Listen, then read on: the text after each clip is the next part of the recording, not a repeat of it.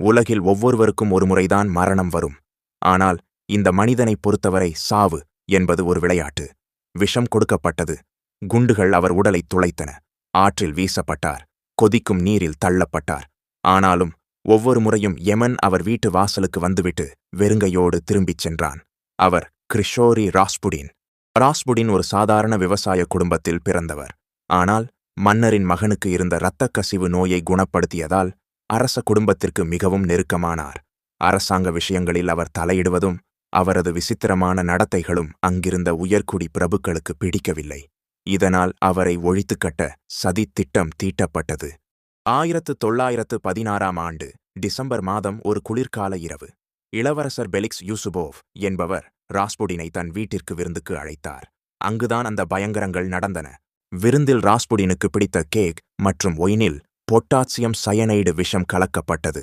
அந்த விஷத்தின் வீரியம் ஒரு யானையையே சில நொடிகளில் சாய்த்துவிடும். ராஸ்புடின் அதை நிதானமாகச் சாப்பிட்டார். நிமிடங்கள் கடந்தன. 1 மணி நேரமானது. ஆனால் அவருக்கு எதுவுமே ஆகவில்லை. சதிகாரர்கள் பயத்தில் நடுங்கத் தொடங்கினார்கள். அந்த அறையில் மரண அமைதி நிலவியது.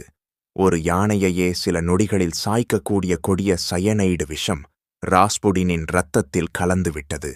ஆனால் அவர் சாகவில்லை. யமனையே ஏமாற்றுவது போல ஒரு விகாரமான சிரிப்பை அவர் உதிர்த்தார். அந்த சிரிப்பு இளவரசர் பெலிக்ஸின் நரம்புகளை தளர்ச்சியடையச் செய்தது. ஆத்திரமடைந்த இளவரசர் பெலிக்ஸ் தன் துப்பாக்கியை எடுத்து ராஸ்புடினின் மார்பில் சுட்டார். இரத்தம் தெறிக்க அவர் கீழே விழுந்தார். அவர் இறந்துவிட்டார் என்று உறுதி செய்தபோது திடீரென ராஸ்புடின் எழுந்து இளவரசரின் கழுத்தை இறுக்கினார். "நீ ஒரு கெட்டவன்" என்று கத்திக்கொண்டே அங்கிருந்து தப்பியோடினார். தப்பியோடிய அவரை விடாமல் கொலைவெறியுடன் துரத்திச் சென்று முதுகில் 2 முறையும் நெற்றியில் 1 முறையும் சுட்டார்கள். இத்தனை துன்பம் ஒரு மனிதனுக்கு நேர்ந்தால் அவன் இறந்துதானே ஆக வேண்டும். அத்தோடு விடாமல் இரும்பு கம்பியால் அவரது தலையில் பலமாகத் தாக்கினார்கள். பின்னர் ஒரு பெரிய துணியால் அவர் உடலை கட்டுகிறார்கள். இதில் ஆச்சரியம் என்னவென்றால் இதை செய்தது சாதாரண மக்கள் அல்ல.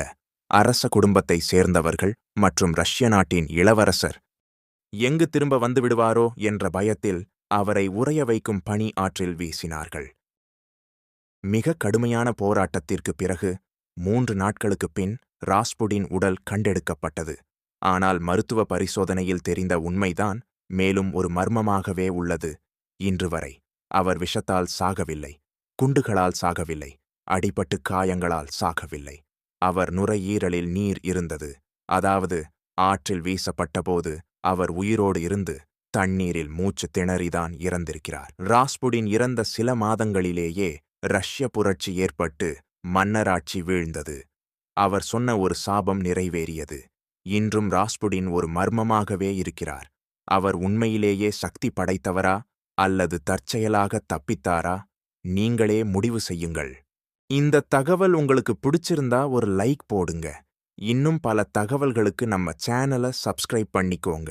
அப்படியே அந்த பெல் ஐகானையும் தட்டிடுங்க.